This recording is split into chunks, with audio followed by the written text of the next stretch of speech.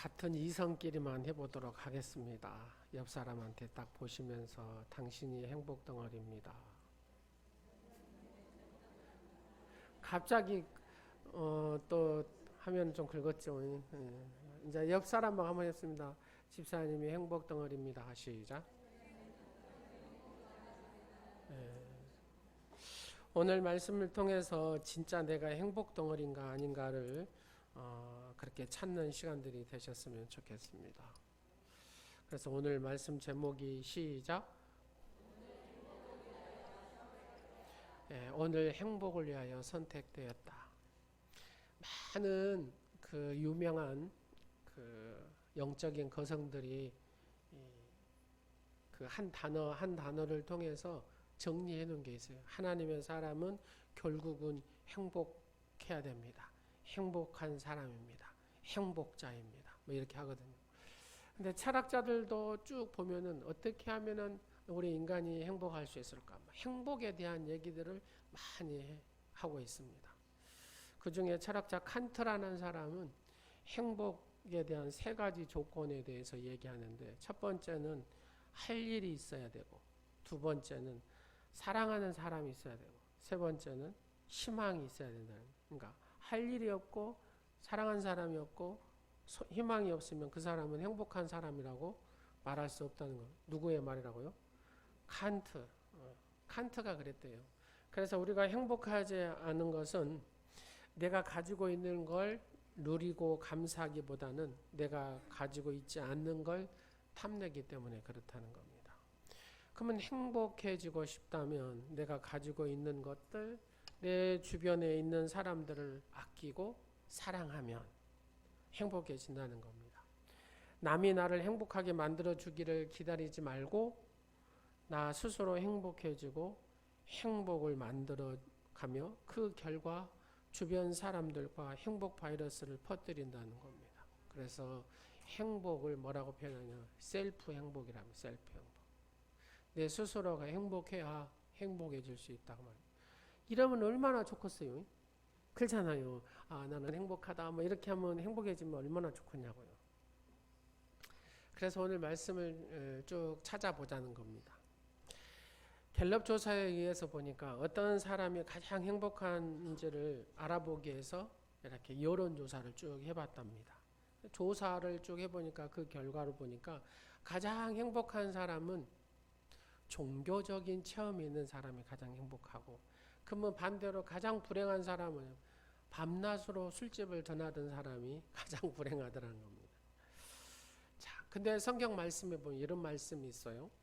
주의 앞에 기쁨이 충만하고 주의 우편에 영원한 희락이 있나이다.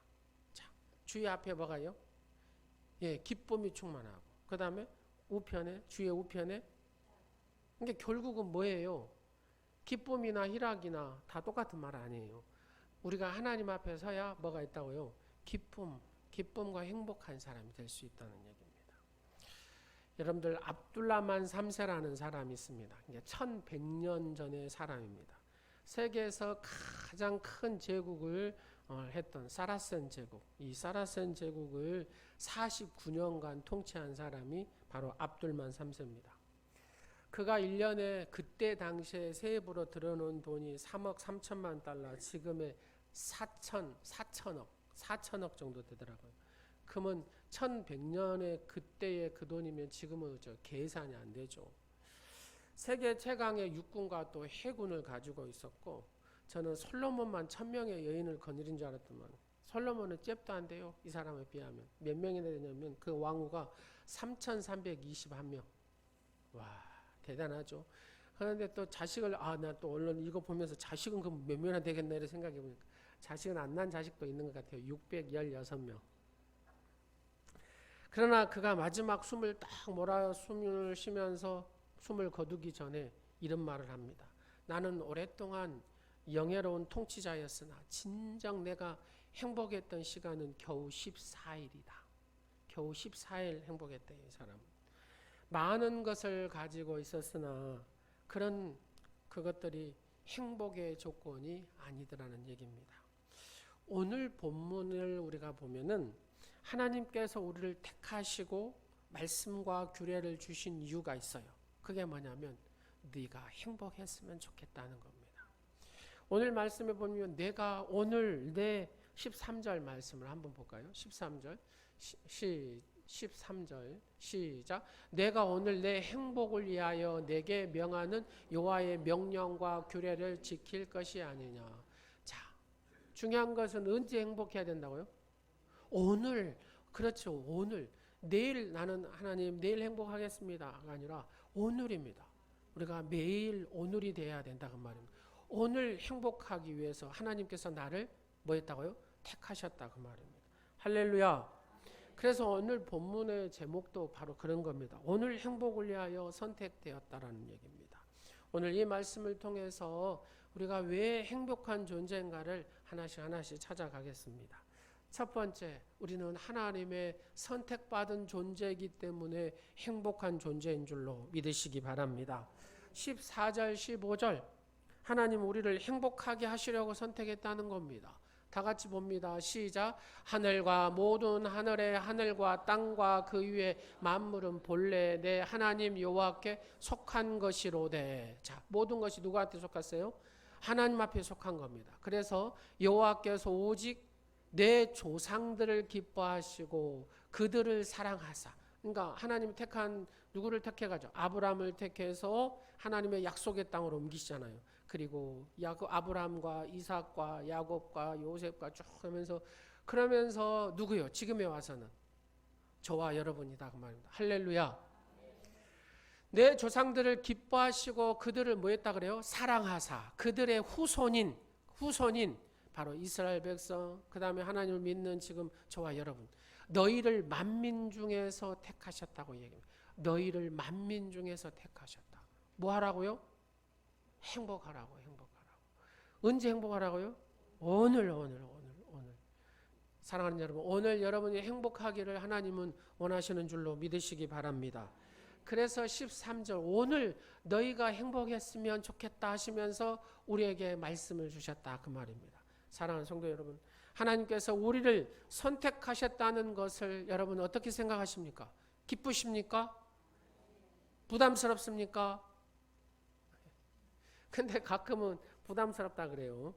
어떤 분은 아주 그래요. 내가 하나님 앞에 하나님의 자녀로 택함 받음에 너무나 기쁩니다. 이렇게 하는데 어떤 부담스러워요. 유대인들은 바로 이 선택받음에 대해서 너무나 강한 자부심을 가지고 살아요.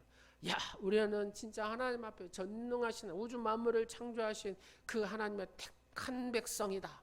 이 자부심이 유대인들에게는 대단한 그 오랜 역사 가운데서도 있죠. 나라가 없어져도 2000년 후에 다시 나라가 뭐 세워지고 막 그러잖아요. 이것은 하나님의 역사 아니고서는 불가능한 일이죠.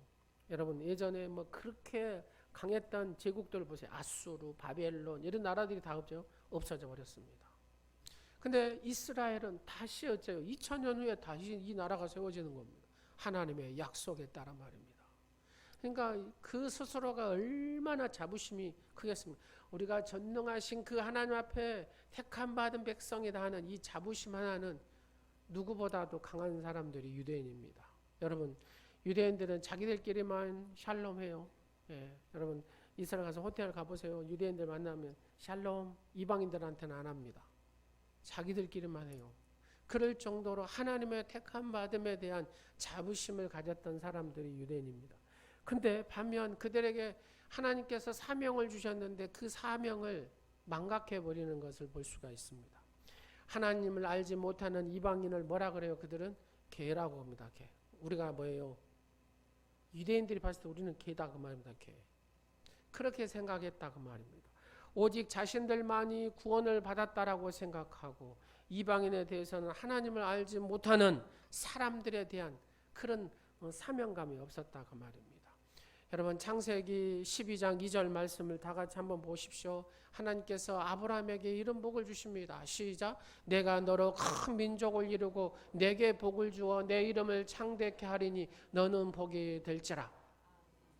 첫 번째 하나님의 목적은 뭐냐면은 하나님께서 그를 이스라엘 백성을 택하셔가지고 내 민족을 이루고 복을 주어서 창대케 하리라. 이게 첫 번째 하나님의 목적이고, 두 번째는 네가 복의 근원이 되거라. 네가 복이다.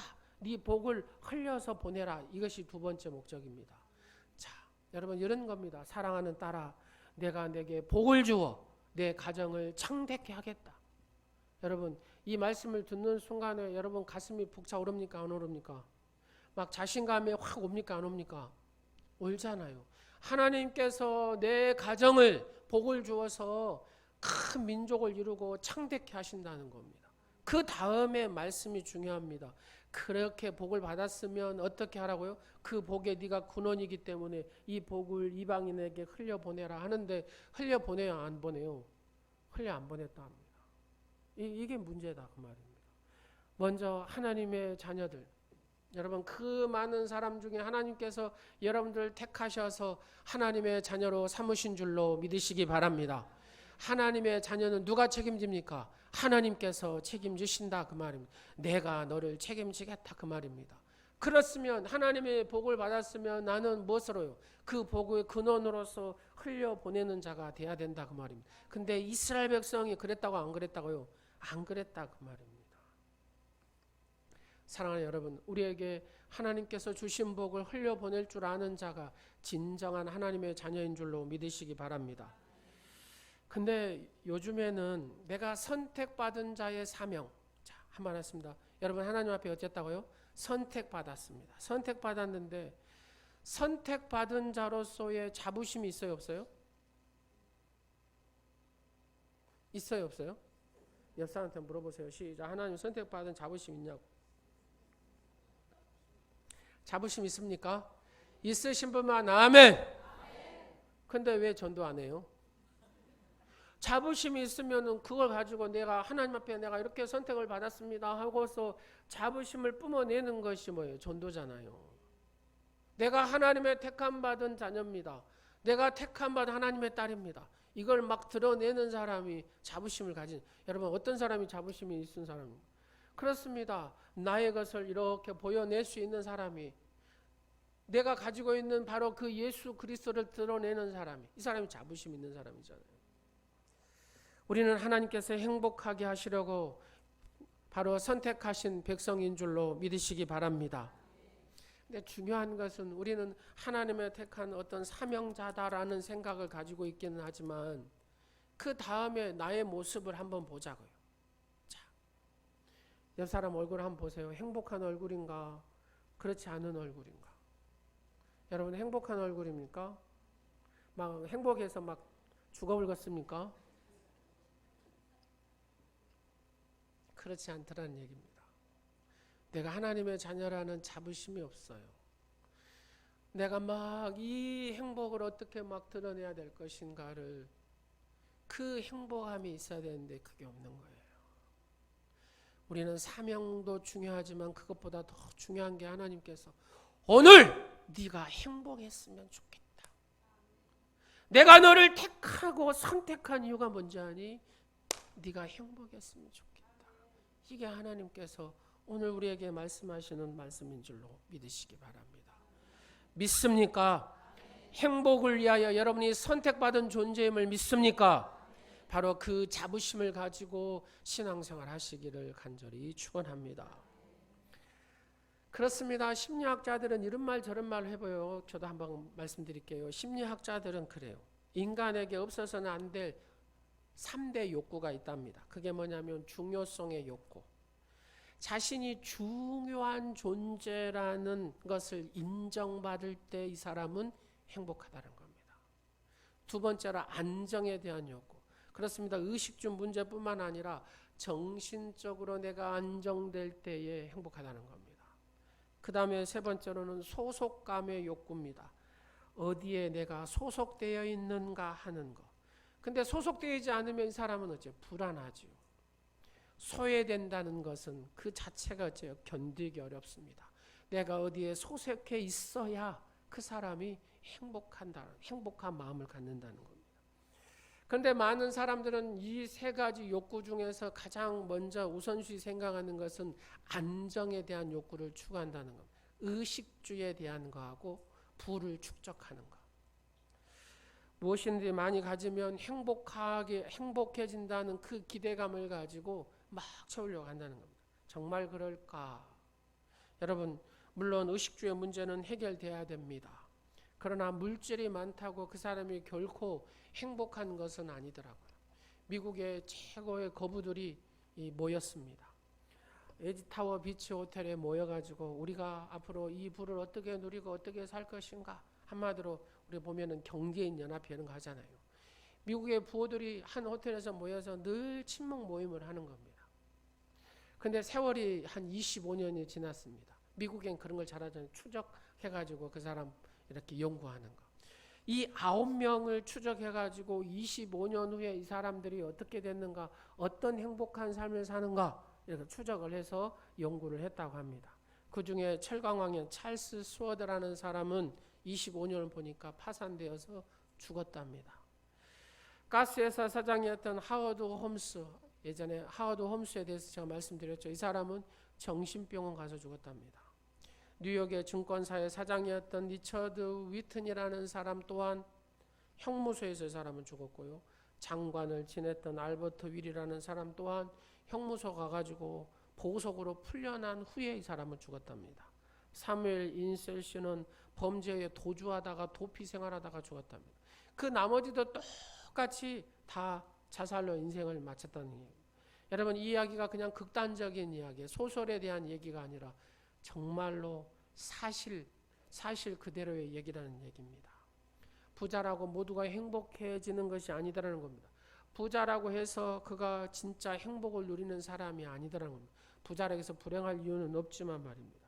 그런데 우리가 이 얘기를 통해서 알 수 있는 것은 물질이 인간의 행복을 좌지우지하는 것이 아니라는 것입니다. 여러분, 실제로 자살률이 가장 높은 나라, 그런 나라들을 쭉 보면은 어떻습니까? 부유한 나라에 보면은 불행하여 죽고 싶은 사람이 더 많다는 겁니다. 가난한 나라의 사람들이 불행하여 내가 죽고 싶은 그 마음이 있는 것보다는 이 부자의 나라들에서 내가 불행하다 하면서 죽고 싶은 마음이 있는 그 마음을 가진 사람들이 훨씬 많다는 겁니다. 사회 보장도에 세계에서 제일 잘 되고 가장 살기 좋은 나라 한 나라를 딱 뽑으면은 덴마크라고 합니다. 덴마크. 근데 덴마크가 자살률이 그렇게 높답니다. 여러분, 사회 보장 제도가 가장 잘 된 나라가 어딘 줄 아십니까? 스웨덴이라는 나라입니다. 스웨덴이라는 나라는 미국과 마찬가지로 고도의 산업 사회가 발달되고 높은 생활 수준이 됐습니다. 말 그대로 빈곤, 기아 이런 것을 찾아볼래야 찾아볼 수 없는 나라. 의료 혜택, 말 그대로 태어나면 죽을 때까지 모든 것을 나라가 책임지는 나라가 스웨덴입니다. 이 정도 되면은 뭐 가장 행복하지 않겠습니까?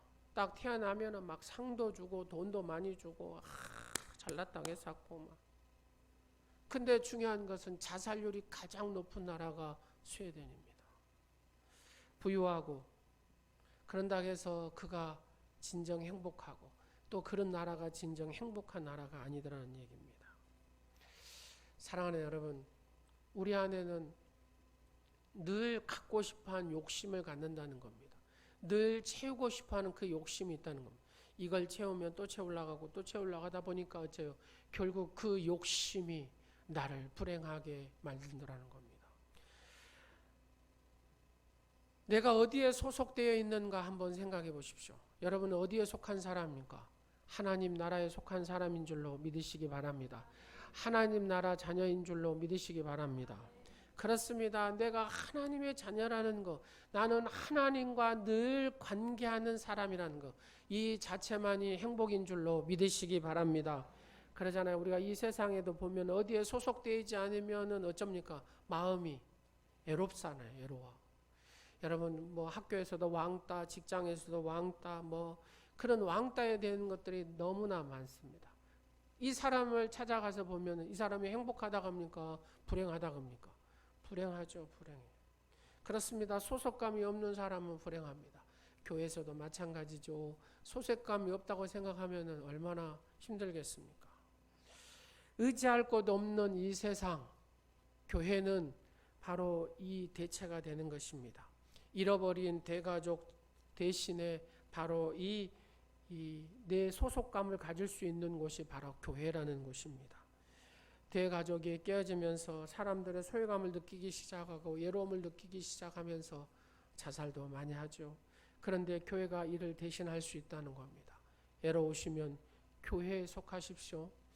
이곳은 여러분의 집입니다. 그런데 교회의 소속감을 느끼고 평화를 얻기까지 시간이 걸리더라는 얘기입니다. 시간이 걸려도 너무 걸려요. 왜요? 이 가족으로 받아들이는 서로의 마음이 있어야 쉽게 가족이 되고 소속감 속에서 아름답게 신앙생활을 잘 할 수가 있거든요. 그래서 먼저 믿는 성도들은 이 소속감을 가질 수 있도록 찾아가고 만나고 함께 해주고 위로해주고 격려해주고 항상 내 가족이다. 당신은 우리의 가족입니다 하고 그걸 가질 수 있도록 깊이 파고 들어가는 그런 사랑이 필요한 줄로 믿으시기 바랍니다. 이런 것들 조사를 했더라고요. 어떤 회사가 이렇게 있습니다. 회사가 있는데 이 회사가 잘 되는 비법을 한번 연구를 해봐요. 왜 이 회사는 잘 되냐? 기술력이 뛰어나서 잘 되냐? 뭐가 해서 잘 되냐? 하고 해보니까 두 가지가 딱 나오는 겁니다. 정말로 이 회사는 기술력이 뛰어나다. 그것은 딱 15% 정도. 그 회사가 잘 되는 핵심적인 키워드가 그 회사의 기술력이 뛰어나다고 잘 된 것이 15%더랍니다. 나머지 75%는 그 회사를 딱 들어가면은 관계가 잘 된다는 겁니다. 이 회사에 들어가면 정말로 내 집처럼 편하고 내 집보다도 더 편안한 회사. 바로 그런 회사가 잘 되더라는 얘기입니다. 여러분 IBM이라는 회사는 그런답니다. 40시간을 직원들을 훈련을 시키는데 32시간을 뭐에 투자하냐면은 관계 훈련을 하는데 그 훈련을 투자를 한답니다. 이게 얼마나 중요합니까? 그렇습니다. 교회 안에서도 마찬가지지 않겠습니까? 정말로 내가 이 사람만 만나면 행복하고 이 사람만 만나면 행복하고 이 사람 만나면 행복하고 그러면 교회를 오고 싶겠습니까? 안 오고 싶겠습니까? 말 좀 해보세요. 새벽에도 오고 아침에도 오고 저녁에도 오고 왜요? 이 사람만 교회만 가서 만날 수 있다면 오지 않겠습니까? 할렐루야. 그렇습니다. 다른 거 다 떠나서 내가 먼저 찾아가고 내가 먼저 오락하기 전에 기다리지 말고 가서 찾아가고 파고드는 바로 그런 교회가 하나님이 쓰시는 교회인 줄로 믿으시기 바랍니다. 자, 한번 같이 하겠습니다. 우리 교회는 집입니다. 우리 교회는 집입니다. 할렐루야. 그렇습니다. 여러분, 교회가 집이라는 사실을 늘 인식하고 살아가시기를 간절히 원합니다. 그렇게 만들기 위해서 애쓰고 힘쓰는 우리 온누리 지체들이 되시기를 간절히 축원합니다. 중요성입니다. 이 중요성의 욕구는 당신은 참으로 존귀한 사람입니다. 당신은 참으로 영광된 사람입니다.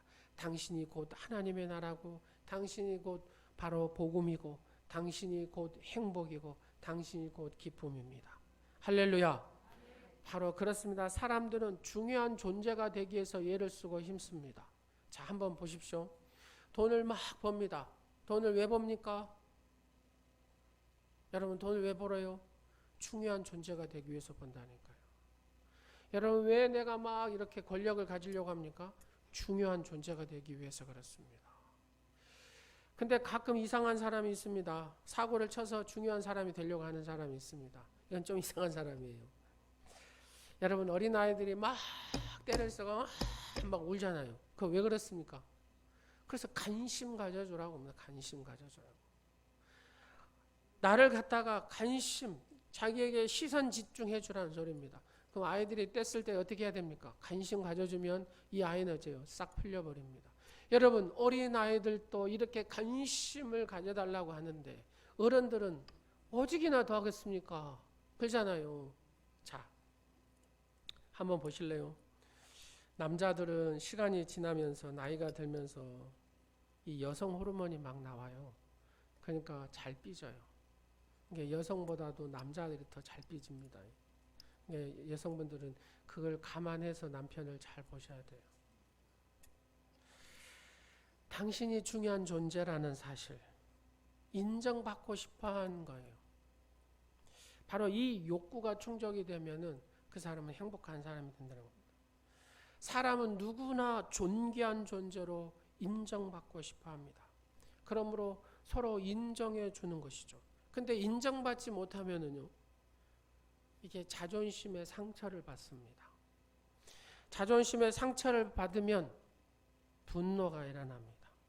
분노가 일어나면 정상적인 사고를 못해요. 분노가 일어나면 판단이 흐려지고 행동이 거칠어집니다. 한번 가만히 봐보십시오. 남편분이 왜 짜증낸 줄 아세요? 자존심이 상처를 받았다는 겁니다. 그러다 보니까 분노가 일어난다는 거예요. 그래서 정상적인 사고를 못해요. 그리고 판단이 흐려지고 그 다음에 행동이 거칠어집니다. 근데 여기까지 가면 사람이 스스로 어째요? 스스로가 그래요. 스스로가 내가 참 한심하구나. 스스로가 내가 참 비참하구나. 이걸 갖다가 악순환으로 계속 한다고 생각해 보십시오. 그 사람은 폐인이 됩니다. 이게 아무것도 아닌 것 같잖아요. 자존심이 상하면 분노가 일어나고, 분노가 일어나면 정상적인 사고를 못하고, 그 다음에 판단이 흐려지고 행동이 거칠어지고, 그러면서 스스로 내가 한심하다고 생각하고 비참하다고 생각합니다. 이게 계속 악순환을 간다고 생각합니다. 그래서 우리는 서로를 인정하고 격려한 말을 해야 되는 줄로 믿으시기 바랍니다. 인정받으면 자존심이 확 살아나죠. 자존심이 살아나면 분노가 일어나요? 기쁨이 일어나요? 내 안에 기쁨과 행복감이 막 일어납니다. 그러면 사고도 정상적인 사고라고 했습니까? 비정상적인 사고라고 했습니까? 정상적인 사고라고. 그러면서도 판단도 흐려지지 않고 행동도 거칠어지지 않고 부드럽게 한다는 겁니다. 스스로 자존감에 이렇게 막 쌓여죠. 그래서 가정이 불행한 가정, 싸우는 가정, 이혼한 가정 대부분이 여기에 걸려 있습니다. 아내의 말 한마디에 자존심이 상합니다. 자존심이 상하니까 속에서 부글부글 끓습니다. 부글부글 끓으니까 어째요? 정상적인 사고, 이 생각을 못합니다. 판단이 흐려지고 행동이 거칠어지고, 그리고 막 행동을 하고 난 다음에 그 다음에 내가 왜 그랬을까? 스스로 자기의 모습을 보면서 한심하다 생각하고 그 다음에 비참함을 느끼게 된다는 거예요. 그래서 바로 이 중요성의 욕구 중에 내가 인정받는 게 그만큼 중요하다는 얘기입니다. 자, 이제까지 여러 심리학자들이 얘기한 소리를 다 했습니다. 그러나 하나님은 우리에게 뭘 하기를 원하냐? 사랑하는 딸아, 사랑하는 아들아, 내가 정말로 행복하기를 원한다. 내가 행복해지라고 내가 너를 택한 줄 아냐 모르냐? 지금 이렇게 말씀하고 계시는 겁니다. 오늘 다시 한번 본문 신명기 10장 13절을 봅니다. 시작. 내가 오늘 내 행복을 위하여 내게 명하는 여호와의 명령과 규례를 지킬 것이 아니냐. 아멘. 오늘 행복한 자가 되어야 되는 줄로 믿으시기 바랍니다. 행복하시기 바랍니다. 내일이요? 오늘. 자, 다 같이 하겠습니다. 나는 오늘 행복자입니다. 할렐루야. 그러면 왜 그러냐? 말씀을 통해서 한번 보도록 하겠습니다. 하나님께서 천지를 창조하시고 좋았더라, 심히 좋았더라, 이 단어가 토부입니다. 토부. 여러분, 모세가 출애굽기 2장 1절과 2절을 보면은 잘생겼다고 하거든요. 잘생긴. 그럼 이 잘생겨서 좋은 게 아니라 이 잘생겼다는 단어는 행복과 좋았더라 그 말입니다. 바로 이 토부라는 단어는 창세기, 모세의 신앙, 쭉 바울의 신앙까지 연결이 됩니다. 그래서 이 토부라는 단어는 복과 샬롬과 기쁨과 안식과 즐거움과 산상수훈에서 복에 대한 얘기, 팔복 얘기 나오죠. 그 팔복도 다 여기에 속한 것입니다. 헬라어는 이 행복, 바로 이것을 마카리오스라고 하는데 이 마카리오스 행복, 행운, 지복. 그 다음에 은혜와 평강, 카이레스, 에이레니, 에세르 이런 단어들이 전부 다 행복의 단어입니다. 제가 방금 말씀드렸던 것처럼 좋았더라 그잖아요. 좋았더라. 하나님께서 우리를 보시기에 좋았더라. 이게 뭐냐면 하나님의 나라입니다. 할렐루야. 하나님의 나라는 의와 평강과 희락이라 기쁨입니다. 안식입니다. 즐거움입니다. 여러분 행복하십니까? 여러분의 하나님의 나라인 줄로 믿으시기 바랍니다. 그러면 이 하나님의 나라는 어떻게 이루어집니까? 말씀으로. 그래서 하나님의 말씀을 지키는 자는 행복한 자가 되는 줄로 믿으시기 바랍니다. 바로 행복의 비결은 하나님의 말씀대로 사는 겁니다. 하나님께서 우리를 귀찮게 하시려고 말씀을 주신 것이 아닙니다. 하나님은 우리를 행복하게 하시려고 하나님의 말씀을 주신 줄로 믿으시기 바랍니다. 부모가 흔히 자녀들한테 이런 말을 쓰죠. 아이들이 부모의 말씀을 잔소리로 알고 귀찮게 할 때 쓰는 말. 이게 다 너를 위해서 하는 말이다. 지금 이 말 듣지 않으면 너 평생 후회한다. 내 말 잘 들으면 내가 평생 행복하게 살 수 있다. 부모들이 해야 안 해요? 하잖아요. 저는 아들, 딸들에게 이렇게 얘기합니다. 네가 지금 아빠의 말을 안 들으면 네 손발이 고생할 것이다. 그렇습니다. 우리는 경험해봤습니다.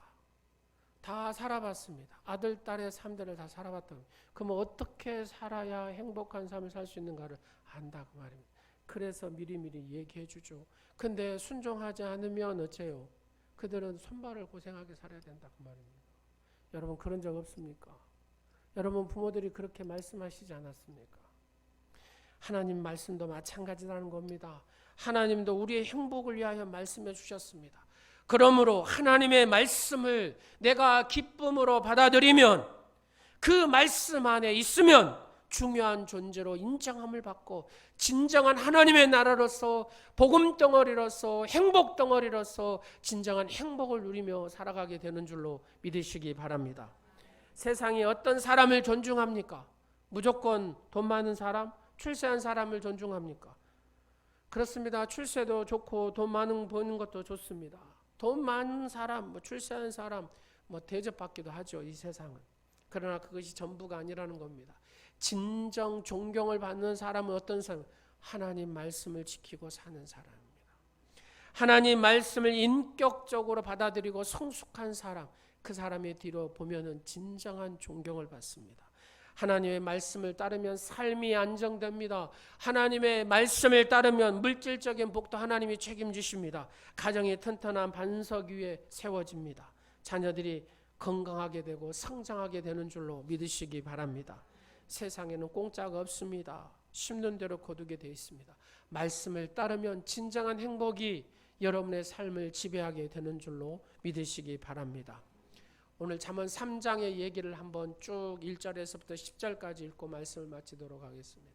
시작. 내 아들아 나의 법을 잊어버리지 말고 내 마음으로 나의 명령을 지키라. 그리하면 그것이 내가 장수하여 많은 해를 누리게 하며 평강을 더하게 하리라.